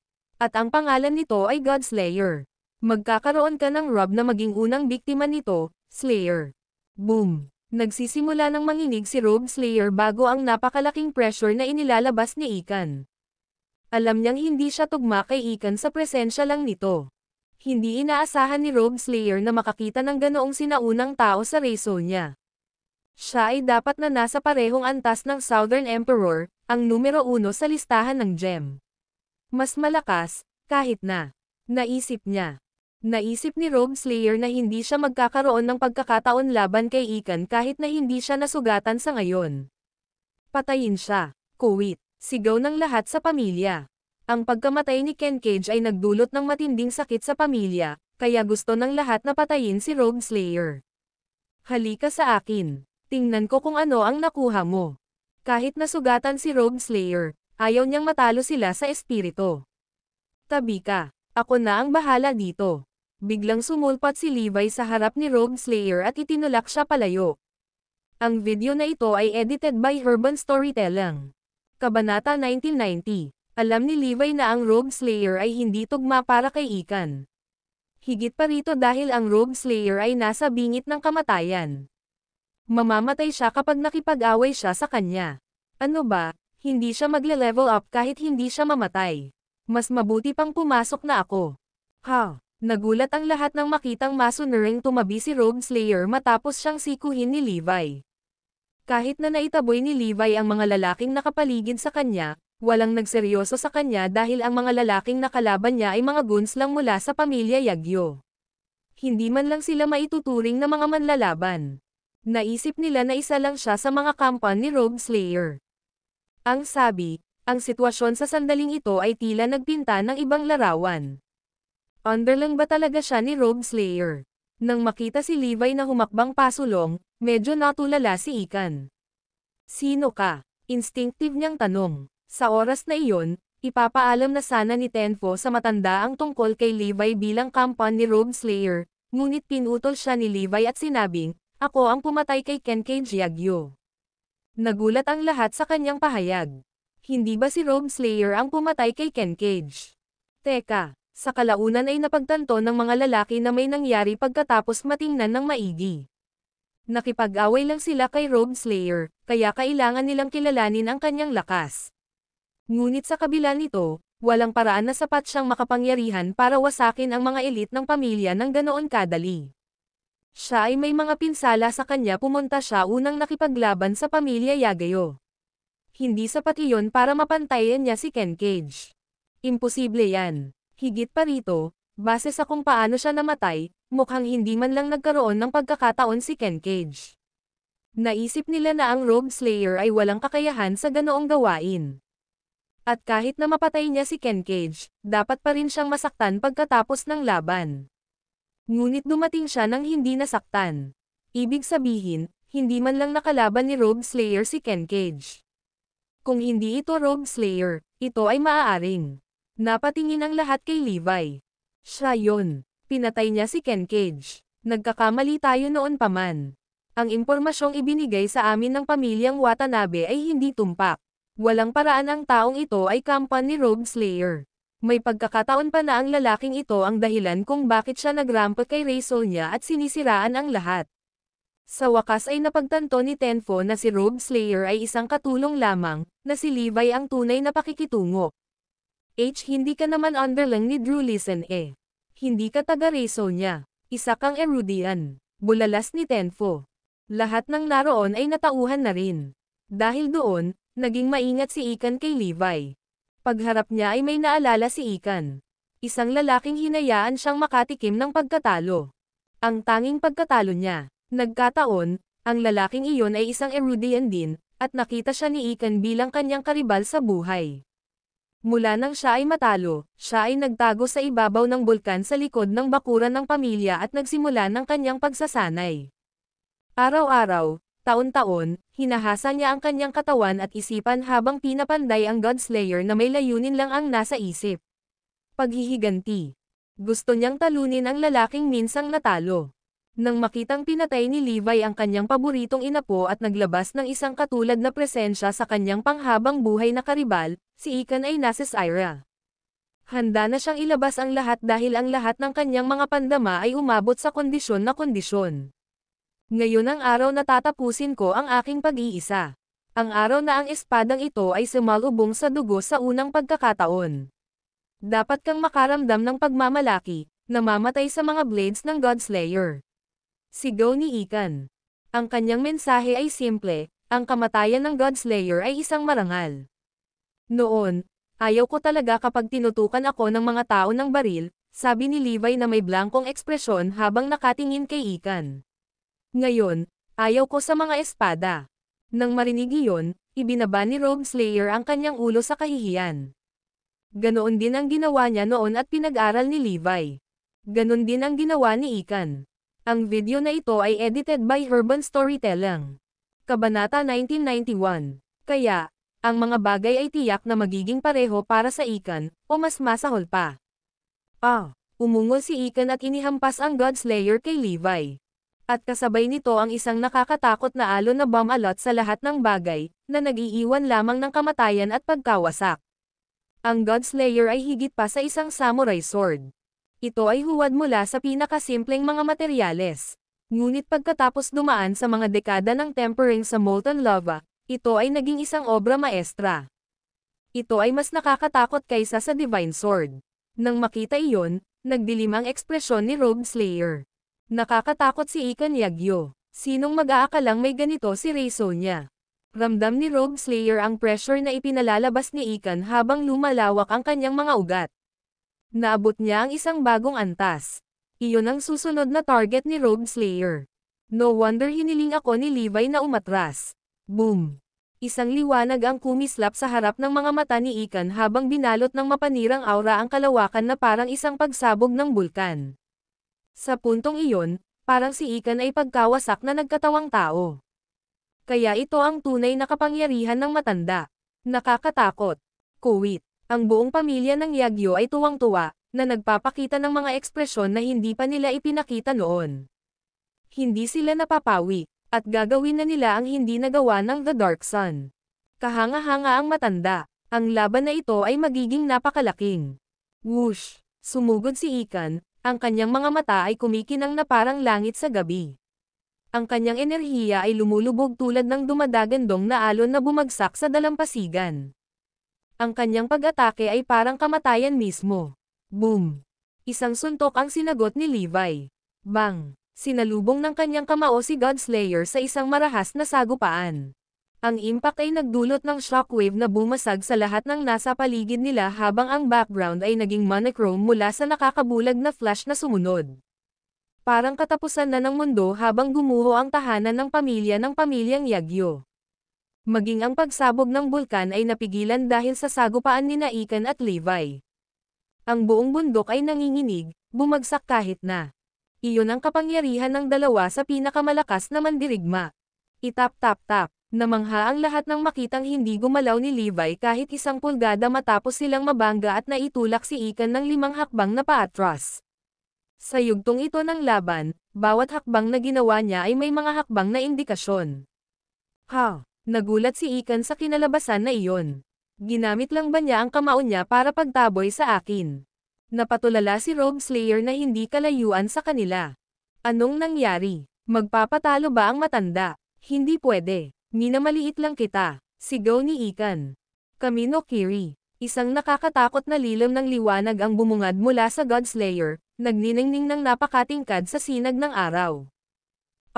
Napakatalim ng liwanag kaya nasunog ang mga mata ng mga taong nakakita rito.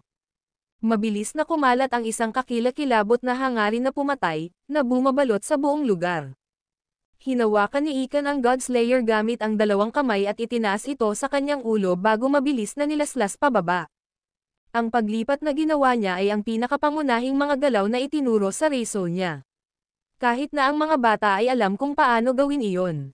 Sa kabila noon, ginampanan ito ni Ikan na parang ang bawat pagkakataon ng nangyayari ngunit may kakanyahan ng mundo dito. Nakamit niya ang isang buong bagong antas sa kanyang pagsasanay tulad ng dati. Kung minsan, ang pinakasimpleng galaw ay ang pinaka-nakamamatay. Katulad ng kung paano sinira ni Levi ang lahat ng bagay sa kanyang landas sa pamamagitan lamang ng kanyang hubad na kamao. Nangangahulugan iyon na si Ikan Yagyo ay hindi isang taong dapat pagtripan. Boom! Ibinuhos ni Ikan ang lahat ng kanyang kapangyarihan kay Godslayer habang lumipas ang maikling sandali ng katahimikan. Whoosh whoosh! Tanghali, kahit na ito ang pinakamabagal at pinakamadaling galaw, pakiramdam ko ay libu-libong mga talam ang iniindayog. Sunod-sunod, ang mga talam ay nakasalansan, lumalaki ng higit at mas malakas, determinadong pumatay ng isang Diyos. Namangha si Rogue Slayer sa kanyang nakikita. Kaya ito ang kailangan kong makita. Samantala, ang mga miyembro ng pamilyang Yagyo ay umiiyak sa tuwa. Tapusin na natin ito. Tumingin si Levi kay Ikan at nagpakawala ng malalim na buntong hininga. Tandaan, namatay ka sa kamay ni Levi Garrison. Ang video na ito ay edited by Urban Storytelling. Kabanata 1992. Umalangaw-ngaw ang boses ni Levi sa pandinig ng mga tao ng pamilya Yagyo. Nagulat silang lahat nang marinig ang pangalang iyon. Levi Garrison. Alam ng lahat sa pamilyang Yagyo ang pangalang iyon. Iyon ang pangalan ng kanilang mortal na kaaway. Siya yun. Hindi ba dapat patayin na siya? Bakit buhay pa siya? Kamusta siya dito? Teka, hindi. Ito ay may katuturan. Levi Garrison. Sino ang posibleng magkaroon ng ganito kalaking kapangyarihan kung hindi siya? Siya lang ang maaaring wasakin ang apat na pamilya ng madali, pumatay kay Ken Cage, at pilitin ang matanda na gamitin ang kanyang pinakamalakas na hakbang. Siya na talaga. Sigurado sila sa kanyang pagkakakilanlan ngayon ngunit wala silang oras upang mag-isipan ang dahilan kung bakit siya nabubuhay pa. Natural, alam din ni Ikan kung sino si Levi. Kahit na siya ay nasa pag-iisa, nakuha pa rin niya ang hangin ng bagong rank 1 fighter sa listahan ng gem sa Erudia. Pagkatapos ng lahat, ang taong tumalo sa kanya ay ang dating Rango, ang Southern Emperor. Sabi nito, hindi siya nabibigla dahil sigurado siyang, kahit sino pa iyon, puputulan sila ng kanyang talam. Boom! Isang mapanirang suntok ang pinasabog ni Levi kay Ikan. Ang lakas ng suntok ay parang pupunitin nito ang mismong tela ng kalawakan na para bang isa itong suntok na ginawa ng mga Diyos. Boom! Dumagundong ang langit at kumulog mula sa sobrang lakas sa likod ng paggalaw ni Levi. Para bang dinaranas ng langit ang galit ng pag-ataking iyon. Ito ay 8 beses ang bilis ng tunog, ang ganap na pinakamataas na bilis ng pagsuntok ng kakayahan ni Levi. Ang kapangyarihan sa likod nito ay mas nakakatakot, dahil maaari pa nitong durugan ang isang buong bundok habang umaagos ito. Whoosh! Ito ay isang hindi mapigil ang suntok habang pinuputol ang aura ng espada. Bang! Tinamaan ng kamao ni Levi ang Godslayer, na nagdulot ng sonic boom na nagpapabingi sa lahat ng tao sa kanilang paligid bago nabuo ang isang ulap ng kabute pagkatapos. Parang may naghulog ng nuclear warhead sa lokasyon ng lokasyon. Basag-basag. Nagsimulang kumaluskos ang Godslayer na parang nawala ang kaluluwa nito. Ang natitira ay isang regular na espada na lamang na nabiyak. Puff! Ang suntok ay ganap na nabasag ang ultimate technique ni Ikan at ang panginginig ng pag-atake ay naglakbay sa katawan ni Ikan at sinira ang kanyang anert. Ang mga labi ng kapangyarihan mula sa suntok ay tumagos sa katawan ni Ikan at sinira ang kanyang mga innards. Ang pagmamalaki ni Ikan ay lubos na nadurog sa pag-atake ni Levi. Hindi siya agad namatay dito, bagkus ay nakadapa pa rin siya sa lupa, hindi makagalaw. Ang tanging magagawa niya ay manood. Ito ay ang lubos na pagkatalo ni Ikan.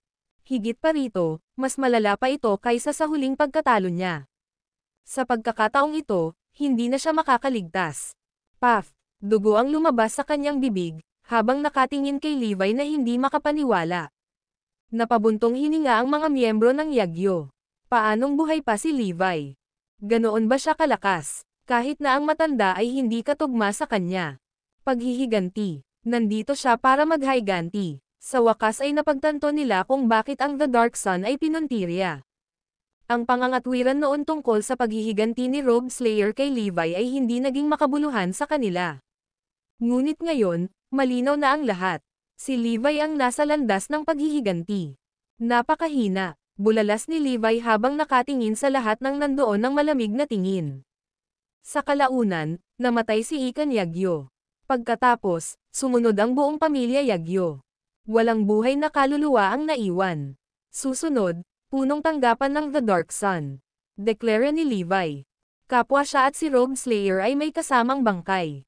Iyan ang mga bangkay ni Ikan at Kenkage Yagyo, ang dalawang pinakamalakas na manlalaban na naitala sa reso niya. Lubos na inaabangan ni Rogue Slayer ang sandaling ihagis nila ang dalawang bangkay sa punong tanggapan ng The Dark Sun. Ano ang iisipin nila? Sa punong tanggapan ng The Dark Sun, abala ang pamilya Watanabe sa pagbibigay ng mga tagubilin upang hanapin ang kinaroroonan ni Levi habang patuloy na pinapatibay ang kanilang depensa sakaling tambangan sila nina Levi at Rogue Slayer. Sir, parang may mali. Nalaman na lang namin na walang disipulo ang estudyante ni Rogue Slayer. Hindi natin matukoy ang taong kasama niya. Ang Watanabe Family Intelligence Team ay nagulat ng kanilang mga natuklasan.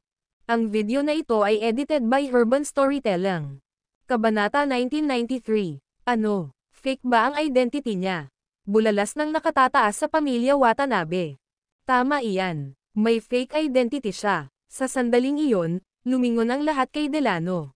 Napatulala siya. Nagkaroon ba ng pagkakamali? Nakatuon kasi ang atensyon nila kay Rogue Slayer. Kaya naman napabayan nila ang maliit na prito sa tabi niya. Sino kaya siya? Tanong ng isa sa mga Watanabe. Siguro ito ay isang manlalaban na may kaugnayan kay Levi na gustong maghiganti. O maaari rin itong isa sa mga alagad ni Rogue Slayer. Marami siya kung tutusin, Delano proposed. Nang marinig iyon, agad na kumuha ng karagdagang data si Muzo mula sa pamilya Watanabe. Batay sa kung ano ang nakolekta mula sa labanan sa pagitan ng apat na pamilya at Rogue Slayer, ang taong ito ay hindi kailanman nasangkot sa kanyang sarili sa mga away.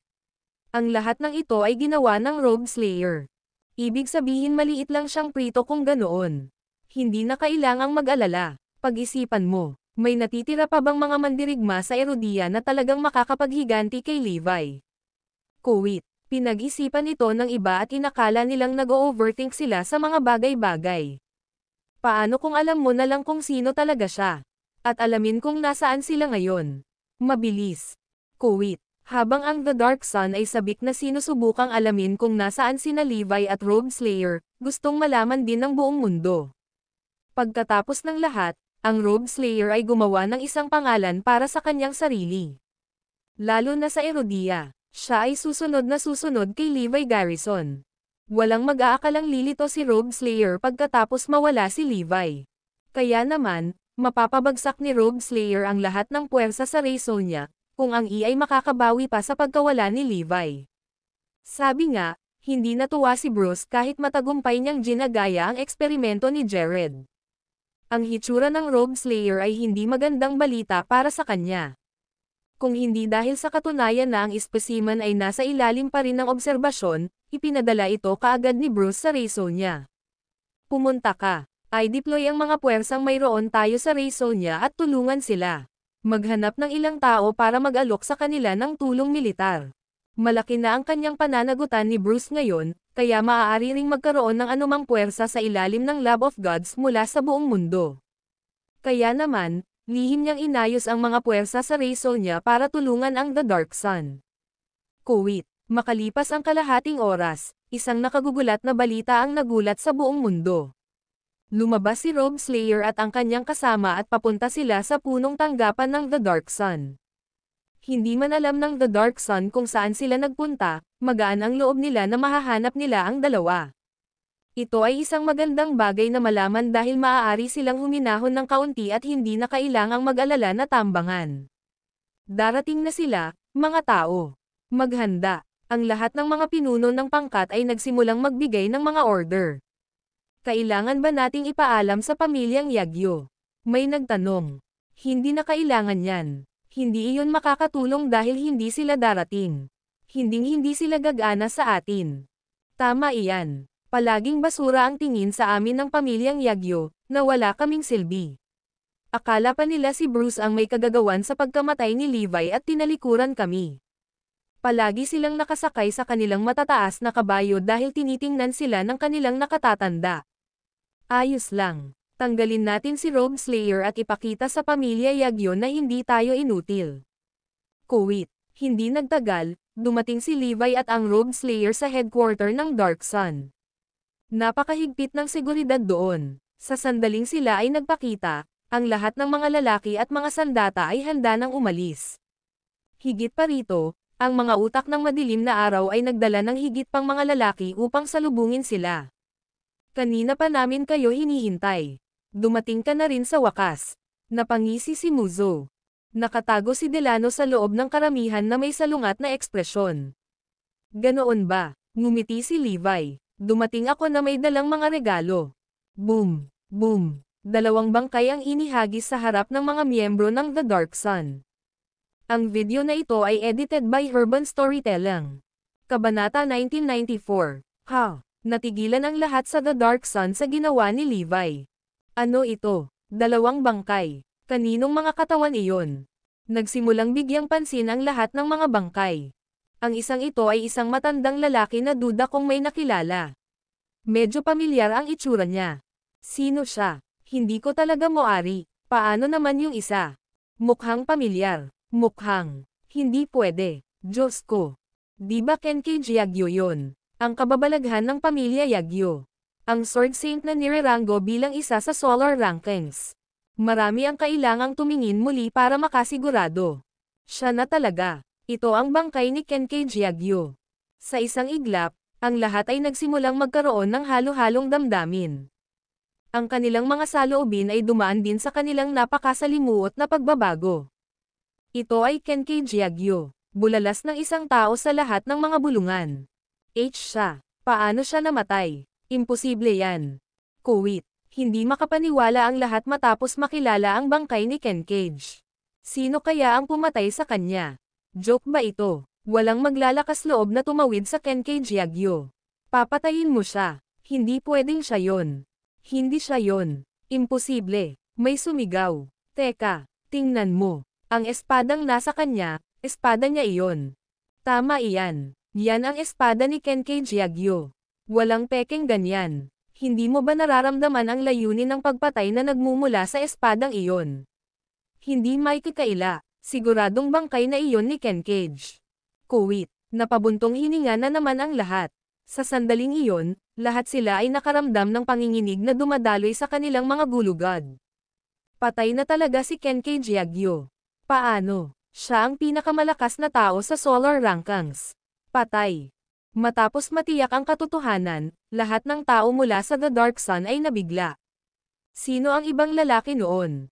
Sa sandaling iyon, isang matandang lalaki sa mga miyembro ng The Dark Sun ang nagulat. Iyon ay, matagal siyang nauutal bago tuluyang sinabing, naaalala ko siya. Siya ang matanda sa pamilya Yagyo. Ikan Yagyo. Ano? Ang kanyang pahayag ay nabigla sa lahat ng nasa lugar na nanlaki ang kanilang mga mata at nanlalamig ang kanilang mga gulugad. Ang makita ang bangkay ni Kenkage ay sapat na sa nakakagulat na balita sa kanila, ngunit ngayon ay may isang bagay na mas nakakatakot. Seryoso ka? Paano ito posible? May nagtanong. May karangalan akong makilala ang master noon. Kinikilala ko siya. Siya yon. Siguradong siya yon. Ang bangkay ni Kenkage ay patunay. Kuwait. Sa pamamagitan nito, sinimulan ng lahat na pag-aralan ang sitwasyon ng mas lubusan. Siguradong iyon ang katawan ni Ken Cage, na maaaring mga hulugan lamang na totoo rin ang bangkay ni Ikan. Diyos ko, pinabayaan na ba tayo ng langit? Dalawa sa pinakamalakas na manlalaban sa Razor niya ang patay. Sinong gumawa nito? Biglang napagtanto ng mga strategist mula sa pamilya Watanabe kung bakit nawala sa kanilang radar sina Robe Slayer at Levi. Nasaan sila sa lahat ng oras na ito? Hinanap namin sila kahit saan. Hinanap namin kung saan-saan maliban sa pamilyang Yagyo. Inakala nilang lahat na ang Yagyo family ang pinakamaliit na lugar, kaya walang nag-check. Walang sino man ang maaaring mag-expect na iyon talaga ang pinuntahan nila. Ang lahat ay may katuturan. Nasa pamilyang Yagyo sila noon pa man. Ngunit paano sila naging napakalakas? Parehong patay sina Ikan at Ken Cage. Ibig sabihin wala na ang buong pamilya ng Yagyo. Paano ito posible? Sa pag-iisip na iyon, ang lahat ay lumingon kay Robe Slayer, na hindi kalayuan. Puno siya ng dugo, at mahina ang paghinga, halatang matinding sugat. Bago siya mawala sa paningin nila, ni Robe Slayer ay walang kahit katiting na alikabok sa kanya. Kung paano siya tumingin sa sandaling ito ay kinumpirma lamang ng The Dark Sun's assumptions. Tiyak na pinawi niya ang pamilya Yagyo. Pero kahit ganun, sugatan siya. Ang pakikipaglaban sa amin ngayon ay mangangahulugan lamang ng kanyang pagkamatay. Ang video na ito ay edited by Urban Storytelling. Kabanata 1995. Sir, may breaking news kami. Ang pamilyang Yagyo ay nabura, kasama ang kanilang nakatatanda at numero 1 solar rankings, Ken Cage Yagyo. Isang scout ang nagulat pagkatapos bumalik. Nang marinig iyon, nadurog ang puso ng lahat. Confirmed na. Ngunit ang Robe Slayer ay nasugatan na sa extend na ito. Dapat ay nagbayad siya ng mabigat na halaga para gawin ang kanyang ginawa. Nasa huling paan na siya ngayon. Hindi nakakagulat na dinala niya ang mga bangkay. Sinusubukan niyang takutin kami nito. Ha? Anong biro? Matapos itong pag-isipan, natauhan ang mga lalaki mula sa The Dark Sun. Naisip nila, gaano man kalakas si Robe Slayer, maaari nilang ibagsak siya sa kanyang kasalukuyang kalagayan. Drew, listen. Hindi namin inaasahan na magiging malakas ka para lipulin ang buong pamilya ng Yagyo. Walang sino man sa amin ang makakapidyo sa iyo kung dumating ka sa amin bago iyon. Ngunit sayang, nagkamali ka ng pagpili at nagpunta dito na may mga kritikal na pinsala. Paano mo kami kayang labanan ngayon? Mga lalaki, ibaba mo sila. Utos ni Muzo. Hindi nagtagal, 10,000 mandirigma ang lumabas sa punong tanggapan at pinalibutan sina Levi at Robe Slayer. Ang lahat ng kanilang advanced na armas ay naisaaktibo. Ang tanging magagawa natin ay ipaghiganti ang pamilya Yagyo kung gayon. Napangiti ang mga tao habang inaakala nila ang pagkamatay ni Robe Slayer ay natiyak sa kanyang kasalukuyang kalagayan. Ngunit pagkatapos, biglang ngumiti si Robe Slayer. Ang ngiting iyon ay nagdulot ng kilabot sa gulugad ng lahat. May sira, bakit ka nakangiti? May nagtanong. Ha ha ha, sinasabi mo ba sa akin na talagang naniniwala kayong kaya kong lipulin ang pamilya Yagyo? Tanong ni Robe Slayer bilang ganti. Anong ibig mong sabihin dyan? Hindi ba ikaw iyon? Kuwit, biglang natauhan ang lahat. Talagang malakas ang Robe Slayer, ngunit masusukat pa rin ng mga tao ang lawak ng kanyang lakas. Besting Ken Cage dapat ang kanyang absolute limit, di ba? Paano niya napatay si Ikan noon? Imposible. Kung hindi siya, sino ito? Sa sandaling iyon, ang mga mata ng lahat ay tumutok sa katabi niya, si Levi, ang taong hindi pinansin ng lahat. Dahil sa naunang kaalaman na peke ang kanyang pagkakakilanlan, natitiyak pa nilang may kinalaman siya sa pagkamatay ni Ikan. 10,000 pares ng mga mata ang lahat sa kanya. Ikaw, sino ka? Yan ang tanong sa isip ng lahat. Ito ba ang lalaking nagpawi sa pamilya Yagyo? Ngumisi si Levi. Ipapaalam ko sa iyo kapag ikaw na ang huling buhay. Patayin siya. Agad namang nagbigay ng utos si Muzo. Kaya, ang lahat ng mga mandirigma ay nagsisingil kay Levi. Wala na ang madilim na araw pagkatapos ng araw na ito. Isang mahabang buntong hininga ang pinakawalan ni Levi. Sa pamamagitan nito, nagsimula ang isang one-sided slaughterfest. Bagamat ang The Dark Sun ay may kalamangan sa mga numero, ang karaniwang lakas sa pakikipaglaban ay talagang mas mahina kaysa sa pamilya Yagyo. Hindi sila kalaban ni Levi dahil bumagsak ang mga manlalaban sa paglapit nila sa kanya, anuman ang bilang. Kuwit, pagkaraan ng ilang sandali, napuno ng dugo at mga bangkay ang buong punong tanggapan. Lalong natakot ang madilim na araw sa mga nangyayari. Ano ang husay sa pakikipaglaban na ito? Nakakakilabot, pinupunasan niya ang sahig kasama ang buong organisasyon. 1,000, 500, 300, kuwit, 200, 100, kuwit, 0. Ngayon ang natitira na lang sa The Dark Sun ay ilang mga strategist mula sa pamilya Watanabe at Delano. Napatingin silang lahat kay Levi na may takot sa kanilang mga mata. Napatulala sila. Kung iisipin, nasaksihan lang namin ang massacre ng 10,000 elite na mandirigman ng isang tao, hindi kukulangan. Kay ikaw, sino ka? Nababaliw na si Delano. At gayon din ang iba. Sisigat pa sana si Levi sa kanila, ngunit biglang kumunot ang mga labi niya. Oh, parang mas maraming gustong mamatay. Ang video na ito ay edited by Urban Storytelling. Kabanata 1996. Ito ay walang iba kundi ang mga lalaking ipinadala ni Bruce para tulungan ang The Dark Sun. Bang! May sumakay at agad na nagulat sa nakakakilabot na eksena. Bang! Ang pangalawang lalaki ay nabangga sa kanyang likod, at nagpatuloy sa pag-freeze pagkatapos makita ang kasuklam-suklam na eksena. Bang! Bang! Bang! Parami ng parami ang mga taong pumasok at nagkulong sa pinto. Daan-daan sila, at lahat sila ay natigilan. Mr. Watanabe, nandito kami para mag-alok ng tulong sa ilalim ng utos ni Mr. Johnston. Anunsyo ng mga lalaki. Ha, Bruce, hindi ba pinipirmahan lang niya ang death warrants nila para sa kanila? Dahan-daang yumoko si Levi at kumuha ng punyal. Swoosh! Casual niya itong ibinato, na ginawang kidlat. Swish! Ang punyal ay lumipad na parang bala at tumagos sa ulo ng lalaki, ilang libong talampakan ang layo. Swish! Dumaan ito sa pangalawang lalaki at nagpatuloy sa pangatlo na walang mga palatandaan ng pagbaba ng bilis. Ang ikaapat, ang panglima, kuwit. Ang punyal ay humahagibis sa mga tao habang ang isang linya ng dugo ay sinusubaybayan sa likod, maganda ngunit mabagsik. Si Delano at ang natitira sa pamilya Watanabe ay lahat ay nabaliw matapos makita ang nangyayari. Paano niya ginawa iyon? Kinokontrol ni Levi ang punyal mula sa 1,000 talampakan ang layo at aktwal na pinapatay nito ang daan-daang lalaki. Anong antas ang dapat makamit ng isang tao upang magawa ang kanyang ginagawa? Para siyang Diyos. Pumalakpak, pumalakpak, kuwit. Lahat ng lalaking pinadala ni Bruce ay patay na, walang nakaligtas sa kanila.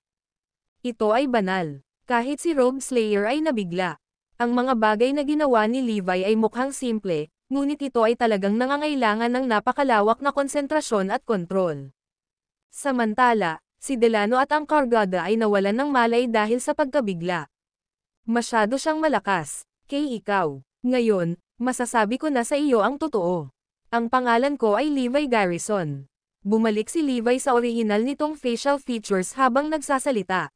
Ano? Buhay ka pa. Nakakita ako ng multo. Kuwit. Nabaliw ang lahat matapos ihayag ni Levi ang tunay niyang pagkatao. Siya talaga si Levi. Hindi siya patay. Paano ito posible? Nakipagtulungan kami kay Bruce para patayin siya. Nakita namin ang kanyang bangkay na nawasak. Kinumpirma namin ang kanyang pagkamatay. Paano siya nakabalik na buhay? Hindi sila makapaniwala dahil nakakuha pa sila ng kumpirmasyon ng pagkamatay niya mula kay Bruce ng maraming beses pagkatapos noon. Hindi dapat buhay si Levi, nakatayo pa rin siya sa harapan namin. Naguguluhan ba kayong lahat kung paano ako nakaligtas? Bueno, hinding-hindi mo ako mapapatay sa simula pa lang. Ginawa ko ang aking kamatayan para maalis ko kayong lahat. Ngumiti si Levi. Ito, napatulala sila. Sinong makakaasa na mabubuhay pa siya? Siya ay literal na immortal. Paanong hindi siya patay? Biglang napaluhod si Delano. Tuluyan na siyang naubos ng enerhiya dahil sa pagkabigla. Sa iyo na lang siya. Sabi ni Levi at sinipa si Delano kay Rogue Slayer. Guro, patawarin mo ako. Nakikiusap ako sa iyo. Nagsimulang magmumok si Delano, humihingi ng awa. Gayunpaman, Walang sinabi si Rogue Slayer at binigyan si Delano ng isang sampal sa ulo. Sa segundong iyon, tumalsik ang dugo kung saan-saan, at hindi na umiral si Delano. Dahil doon, ibinaling ni Levi ang atensyon sa pamilya Watanabe. Bang! Bang! Siya ay random na pinatay ang dalawa sa kanila sa isang pitik ng kanyang palso, at ang iba ay sumisigaw para sa kanilang buhay. Lahat ay takot mamatay, lalo pa nang nasaksihan nila ang napakaraming pagkamatay sa harapan nila. Ngayon, isa lang ang tanong ko. Ililibre ko kung sino man ang magsasabi sa akin ng sagot. Anunsyo ni Levi. Nang marinig na may pagkakataon na mabuhay, agad na tumango ang strategist, na nagmumungkahi na maaari silang magbigay sa kanya ng sagot. Sige, sabihin mo sa akin, sino mula sa The Dark Sun ang gumaya sa aking mga diskarte at nag-frame sa akin? Tanong ni Levi. Nang marinig iyon, nagbago lahat ng ekspresyon nila. Sabihin mo sa kanya, kung hindi, mamamatay tayong lahat. Nagkatinginan sila. Sasabihin ko na. Sabay-sabay na bulas ng mga strategist at binigyan ng pangalan si Levi. Agad na nagdilim ang ekspresyon ni Levi at Rogue Slayer matapos marinig kung sino iyon. Ang video na ito ay edited by Urban Storytelling. Kabanata 1997. Kahit na siya ay nasangkot dito, ngunit walang inaasahan na ito ay siya, si Cyrus the Fiery Demon. Ang maapoy na demonyo mismo. Imposible yan. Sabay na bulas ni Levi at Rogue Slayer. Si Levi ay na-frame at napagkamalan bilang tagapagmana ng demonyo, ibig sabihin ay alagad ni Cyrus. Sa huli, hindi makapaniwala si Levi na si Cyrus talaga ang nag-frame sa kanya noong una. At ang Rogue Slayer ay higit pa. Ngunit ito ay ang maapoy na demonyo. Hindi kami nagsisinungaling. Nagpapanik ang mga Watanabe. Bakit niya ginawa iyon? Ano ang pakinabang ng hayaan ang lahat na mapagkamalang alagad niya? Tanong ni Levi. Iyon, wala kaming ideya. Ang alam namin ay nag-alok siya na tulungan kami sa kanyang kusa. Sagot ng mga strategist. Lalong naguluhan si Levi sa sinabi nila. Kung gusto ni Cyrus na sirain ang mundo ng martial arts ni Erodia o may sama ng loob sa isang tao, maaari na lang siyang kumilos. Minsan na siyang na-rank number 1 sa gem list. Sa likod niya ang 7 fiends, magagawa niya ang anumang gusto niya. Kaya bakit niya ginawa ito? Bakit siya nagudyok ng hidwaan sa pagitan ko at ng martial arts world? Naguguluhan si Levi. Hindi konektado alang ang lahat ng iba pa, ang 7 fiends ay ang kanyang pinakatapat na mga tagasunod. Kung ano ang ginawa niya ay maaaring magbuwis ng kanilang buhay. Kung gayon, ano ang kanyang layunin? Gusto ba niyang patayin ang sarili niyang mga nasasakupan? Sa pagkakaalam ni Levi, ang 7 fiends ay iginagalang ng husto si Cyrus, kaya tiyak na hindi ito nanghihina. Siguradong may nangyayaring malansa dito. Paanong ang isang prominenteng figure na tulad niya ay kukuha pa ng mga utos mula sa The Dark Sun at I-frame ako? Wala lang sense. Paano kayo nagkaroon ng kontak kay Cyrus? Tanong ni Levi. Hindi namin siya hinanap. Umiling si Muzo. Siya ang nakipag-ugnayan sa amin. Hindi pwede yon. Nagsisinungaling kayo, hindi ba? Ngumisi si Levi habang nakatingin sa mga Watanabes. Mas lalo silang nataranta nang makita iyon. Walang dad ang nariyan ang maapoy na demonyo. Pero siya talaga ang founder ng The Dark Sun, di ba? Binuwas ni Levi. Nagulat ang mga Watanabe sa kanyang pahayag at nagbago ang kanilang ekspresyon. Paano mo alam iyon? Nagtataka silang tumingin kay Levi habang nagtatanong si Muzo. Ngumiti si Levi. Bueno, para sa isa, ang pamilyang Yagyo ay isang mapagmataas na pamilya na may 3 napakalakas na mandirigma na humahawak sa kuta. Tumanggi silang makipagtulungan sa iyo sa lahat ng oras na ito, kaya bakit sila sumali sa The Dark Sun sa unang lugar? Baka may isang tao na madaig sila at pilitin silang sumali. Ang taong iyon ay hindi taga-Raisol niya kaya, maaaring si Cyrus lang. Karaniwang makumpirma ni Levi na si Cyrus ang pinuno ng The Dark Sun nang magkabalikan ang pag-frame niya. Hindi masama, nagkatinginan ang mga Watanabe at tumango. Tama ka, ang Fiery Demon ay ang tunay na pinuno ng The Dark Sun. Siya lamang ang may kakayahang pag-isahin ang lahat ng pamilya at kumbansihin ang mga iyon. Mga snob mula sa pamilyang Yagyo para sumali. Siya ang nag-frame sa iyo sa nangyari. Ang tao sa likod ng lahat. Kuwit. Biglang naalala ni Levi ang pakikipagkita sa impostor sa Terragon Hill. Hindi siya kamukha ni Cyrus, kaya dapat isa ito sa mga bagong alagad niya. Kung iisipin, tumanggi bang makipagtulungan ang pamilya Yagyo dahil wala na si Cyrus? Tanong ni Levi. Tama iyan. Tumanggo ang lahat. Kung gayon nasaan siya ngayon? Nagpatuloy si Levi. Ang video na ito ay edited by Urban Storytelling. Kabanata 1998. Later on, nawala siya. Simula nang magtrabaho si Bruce sa amin, nawala si Cyrus. Kahit si Bruce mismo ay hindi alam ni Cyrus ang pinuno ng The Dark Sun. Pagkatapos noon, hindi na nakita muli si Cyrus at ang kanyang mga tauhan, same time na paliwanag ng pamilya Watanabe. Masasabi ni Levi na hindi sila nagsisinungaling sa kanya. Hindi ako makapaniwalang may kinalaman si Cyrus dito. Kahit papaano, ngayon na disband na ang The Dark Sun, si Cyrus ay maaaring umasa sa ibang pagkakataon. Levi, sinabi na namin sa iyo ang lahat ng nalalaman namin. Naniniwala akong tutuperin mo ang iyong salita at ililigtas kami. Dahil sa pagkabalisa, pinagpapawisan ng bala ang pamilya Watanabe. Ngumiti si Levi at sumagot, oo, syempre. Lagi kong iginagalang ang aking salita. Huwag kang mag-alala. Tumalikod siya at umalis. Nakahinga naman ng maluwag ang pamilya Watanabe matapos marinig ang pahayag ni Levi. Tuluyan ng lumuwag ang vice na nakahawak sa kanilang dibdib.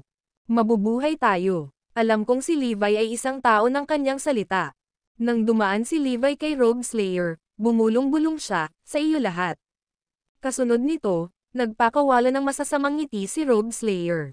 Sa isang minatory aura na nakapalibot sa kanya, humakbang siya papunta sa pamilya Watanabe. Naramdaman ng pamilyang Watanabe ang kanyang bloodlust habang papalapit siya ng palapit sa kanila. Teka, anong ginagawa mo? Sabi ni Levi, pakakawalan daw niya tayo. Sinabi niya sa amin na tutuperin niya ang kanyang salita. Naglakas loob ka bang suwayan siya? Nagkagulo ang pamilya Watanabe. Ginoo, nangako si Garrison na hahayaan kanya, pero hindi ko ginawa. Ibig sabihin malaya akong gawin lahat ng gusto ko sa inyo. Si Rogue Slayer ay baliw na tumingin sa pamilya Watanabe. Sa sandaling ito, napagtanto ng pamilya Watanabe na may nangyari. Nagsinungaling ba si Levi sa amin? Hindi. Iniligtas niya ang aming buhay. Sabi nga, wala siyang binanggit tungkol kay Rogue Slayer na gustong patayin kami. Oh, naiintindihan ko na. Ito ang kanyang pakana sa lahat ng panahon. Siya ang nagplano ng lahat ng ito. Maghintay. Bago pa man makapagsalita ang pamilya Watanabe, binaril sila ng mga pana. Tama na yan. Pumunta sa impyerno. Pagkatapos noon, umalis si Rogue Slayer kasama si Levi. Kaya lang, natanggal ang The Dark Sun, maliban kay Cyrus. Sabi nga, si Levi at Rogue Slayer lang ang nakakaalam tungkol kay Cyrus. Para sa iba, wala na ang The Dark Sun. Naniniwala rin sila na ang love of God sa raso niya ay nawasak. Nagsimulang magsalita ang mga tao mula sa buong mundo tungkol sa pagbagsak ng pamilya Yagyo, pamilya Watanabe, pati na rin sa The Dark Sun. Kumakalat din sa buong mundo ang balita tungkol sa kamangha-manghang labanan ni Rogue Slayer sa raso niya. Una, natalo natin si Levi kay Zarain gamit ang Northern Excalibur, ngayon ay mayroon tayong Rogue Slayer na nangingibabaw sa buong raso niya. Walang talo silang dalawa. Ang kanilang mga kapangyarihan ay talagang nakakatakot. Mukhang lumakas si Rogue Slayer pagkatapos ng pakikipaglaban niya kay Levi. Pakiramdam ko mas malakas pa siya kay Levi ngayon. Salamat sa mga Diyos. Ang Rogue Slayer ay maaaring pumalit kay Levi. Sa kanyang lakas, patuloy na magsusumikap si Erudia. Tuwang-tuwa ang mga taga-Erudia. Isang bagong Diyos ang lumitaw. Dadalhin ng Rogue Slayer si Erudia sa tuktok. Levi, ngayong pinalitan ka na ng Rogue Slayer, hindi mo kailangang mag-alala pa. Oo, makakapagpahinga ka na. Ang video na ito ay edited by Urban Storytelling. Kabanata 1999. Napakaraming tao sa Erudia ang nananalanggan kay Levi, na nagsasabi sa kanya na sa wakas ay makakapagpahinga na siya sa kapayapaan. Maging ang Seven Fins ay dumating upang bisitahin ang libingan ni Levi. Guro, makatitiyak ka na naipaghiganti ka. Iyon ay sinabi, alam namin na ang ilan sa iyong mga kaaway ay buhay pa. Huwag kang mag-alala, tutulungan ka naming alisin ang mga ito. Ang mga Dragonites at ilang mga acquaintances ni Levi ay bumisita din sa kanyang libingan sa cenotaph. Dahil wala na ang bangkay ni Levi, napuno ang kanyang libingan ng kanyang mga gamit. Levi, nakikita mo ba ito? Sinabi ko sa iyo ang isa pang bayani na tulad mo ay lilito upang iligtas si Erudia. Oo, nangyayari ang lahat ng gusto mo. Tsaka, huwag kang mag-alala sa asawa at anak mo. Tiyaking aabangan natin sila. Pero sa totoo lang, sa palagay ko hindi nila kailangan ang tulong natin kung gaano sila naging makapangyarihan. Samantala, nagawang muling itatag ni Rogue Slayer ang posisyon ni Erudia sa martial arts world sa kanyang determinasyon at lakas. Ang mga disipulo ni Rogue Slayer mula sa buong mundo ay nabighani dahil dito. Ipinagmamalaki nila ang nagawa ng kanilang amo. Salamat sa tagumpay ng kanilang Panginoon, iginagalang sila ng maraming tao. Sa patuloy na pagkalat ng pangalan ng Rogue Slayer, parami ng parami ang naging interesado na maging alagad niya. Sinubukan pa nga ng ilan sa kanila na makasama si Rogue Slayer sa pamamagitan ng kanyang mga alagad.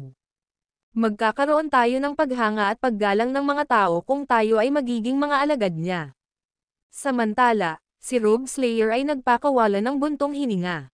Alam kong mas lumakas ako, ngunit hindi ako kasing lakas ng iniisip nila. Ngumiti si Levi at nanatiling tahimik. Buti na lang isinama ko si Rogue Slayer. Maaari siyang magsilbing diversion. Dahil dyan, hindi ko na kailangang mag-alala na malantad ang aking pagkakakilanlan. Ngayong sinisimulan na ni Bruce na impyon ang bisa ng aking kamatayan, kailangan kong maging mas maingat. Mahihirapan akong isakatuparan ang mga plano ko sa kanya na sumisinghot-singhot. Gayunpaman, maaari kong magawa ito kasama ang Rogue Slayer. Lahat ng mata ay kasalukuyang nasa kanya. Kaya naman, maisakatuparan ko ang aking mga plano sa dilim. Samantala, curious ang mga tao kung bakit hindi na-update ng The Cardinal Hall at The Manifest Court ang gem list. Ang Rogue Slayer ay dapat ilagay sa numero 1 pwesto ngayong pumanaw na si Levi. Kaya bakit hindi nila na-update ang listahan ng gem? Sa palagay ko gusto nilang gunitain si Levi at iwasan ang mga kaaway, paliwanag ng isang tao. Oo, si Levi ang napili. Dapat siya ang una sa lahat. Gayunpaman, ang lahat ng mga dayuhang powerhouse ay nagbabantay ng malapit sa Rogue Slayer. Labis silang nag-iingat sa kanyang nakakatakot na kapangyarihan. Kinailangan ni Bruce na muling suriin ang lakas ni Rogue Slayer sa Lab of Gods dahil ang kanyang kapangyarihan ay patuloy na tumataas. Alamin kung paano siya nagagawang maging napakalakas. Galit na galit si Bruce. Ang madilim na araw ay isang malakas na kakampi ko. Paano sila maalis ng ganoon kadali? Pati ang mga lalaking pinadala ko para tulungan sila ay nilipol. Ito ay hindi maganda ang hitsura. Not to mention, Rogue Slayer is helping Levi to get his revenge. Paano ko siya haharapin? Kung magpas siya si Rogue Slayer na sundan ako, hahayaan ko siyang matikman ang kapangyarihan ng ating mga test subject. Ngumiti si Bruce nang nakakatakot. Lumapit ka sa akin kung gusto mo, Rogue Slayer. Gusto kong makita kung ano ang kaya ng aking mga paksa sa pagsusulit. Nakumpleto ang ikalawang eksperimento ni Bruce. Sa 10 test subject, 2 lang ang nakaligtas. Pareho silang naging mas malakas kaysa sa paksa ng pagsubok mula sa unang eksperimento. Gusto kong matugunan ang mga susunod na asignatura sa pagsusulit. Dalhin mo ako sa kanila. Dinala si Bruce sa parang kulungan. Ang video na ito ay edited by Urban Storytelling. Kabanata 2000. Ang mga taong itinago ni Bruce sa likod ng mga bar ay walang iba kundi ang mga pamilyang Lopez at Black. Nandoon lahat sina Henry, Fabian, Sean, Logan, Jenny, at iba pa. Sa panahon ng krisis sa Erudia, umatras sila sa Zarain. Gayunpaman, pagkatapos na matagumpay na ipagtanggol ni Zarain ang sarili laban kay Erudia, tinanggalan sila ng lahat ng kanilang mga ari-arian at pinaalis sa bansa. Ito ay makikita sa kanila sa isang palaisipan. Hindi sila makabalik sa alinman sa Zarain o Erudia. Walang matatawag na bahay, namuhay sila na parang mga asong gala. Kinailangan nilang magtiis ng napakaraming paghihirap para lamang manatiling buhay. Kung hindi dahil sa galing nila sa pakikipaglaban, patay na sila. Nang maglaon, pumasok sa isip ni Bruce ang mga taong ito habang tinutulungan niya si Jared sa kanyang eksperimento. Nais ni Bruce na gawin silang mga paksa sa pagsusulit. Kaya, Inutusan niya ang kanyang mga tauhan na hulihin sila at dalhin sa kanya. Sa sandaling sila ay nasa kanyang pagkabihag, si Bruce ay nag-inject ng super serum at iba pang mga kemikal sa kanila, na nagpapataas ng kanilang pisikal na lakas pati na rin ang kanilang mga kakayahan sa pag-iisip. Upang mapaglabanan nila ang eksperimento ni Jared, kailangan nilang maging mas malakas. Nais ni Bruce na ang bawat isa sa kanyang mga paksa sa pagsusulit ay makaligtas sa eksperimento ni Jared. Kailangan ko silang lahat para makaganti para sa akin. Alam mo ba kung sino ang nagpahirap sa inyong lahat? Tanong ni Bruce. Levi. Idinagdag niya. Nang marinig ang pangalang Levi, galit na galit si Logan. Dahil sa restraining order niya, hindi na kami nakabalik kay Erodia. Kasalanan niya ang lahat. Marami ang nakiusap sa kanya na tanggalin ang utos, ngunit hindi man lang siya nagpatinag. Nagkagulo ang lahat dahil sa kanya. Bibigyan ko kayo ng pagkakataong makaganti sa kanya. Anong masasabi mo? Ang mga Lopez at itim na pamilya ay nag-iisip at tahimik. Mapagkakatiwalaan ba talaga natin siya? Ano ang inaalala ninyo? Fine, ibibigay ko sayo ng diretsyo. Gusto kong tanggalin si Levi. At kayo ang mga sangla para makamit ang layuning iyon. Ang eksperimento ko ang maghahanda sa iyon na labanan siya. Ang mga Lopez at mga itim na pamilya ay nagmuni-muni sandali. Hindi naman kasi tayo may choice dito. Papatayin niya pa rin tayo kapag tumanggaw tayong sumunod. Dapat tanggapin na lang natin ang proposal niya. At saka, may score pa kaming dapat ay settle kay Levi. Nakahiwalay sa labas ng mundo, hindi narinig ng mga Lopez at Black na pamilya ang pagkamatay ni Levi. Kaya, nalinlang sila sa mga salita ni Bruce. Okay, papatayin namin si Levi para sa iyo. Natuwa si Bruce nang marinig ang kanilang sagot. Magagamit ko ang sama ng loob nila kay Levi para kontrolin sila. Mukhang maganda ang sitwasyon natin. Gayunpaman, mayroon pa ring ilang mga alalahanin. Kailangan pa rin nating mag-ingat sa anak ni Levi. Magiging isyo siya sa amin kapag lumaki na siya. At saka, kailangan din nating bantayan si Zoe. Kung mahulog siya sa mga kamay ng The Cardinal Hall, magiging malaking problema ito para sa atin. Last but not least, we need to be aware of Winona. Ang kanyang abnormal na kapangyarihan ay nagbabanta sa atin. Huminto sandali si Bruce habang nagpatuloy, kailangan nating humanap ng paraan para mahuli silang tatlo. Kung magpapadala ako ng ilan sa aking mga paksa sa pagsusulit nila, maaari ba nilang dalhin ang mga ito dito? Mabilis namang tumanggo ang iba. Oo naman, Mr. Johnston, magagamit mo ang pagkakataong ito para makita nila ang lakas sa pakikipaglaban. I see, okay. Gagawa ako ng ilang backup na plano kung sakali. Kailangan kong pigilan silang tatlo sa lahat ng paraan. Out of the blue, may pumasok na tao sa kwarto. Ginoo, Johnston, may naririto para makita ka. WHO. Baka sa mukha ni Bruce ang pagtataka. Hindi ako sigurado. Tinatawag niya ang kanyang sarili bilang tagapagtatag ng The Dark Sun. So yun lamang po mga master. Sana nag-enjoy kayo sa pakikinig. Magkita-kita po ulit tayo sa aking mga susunod na videos.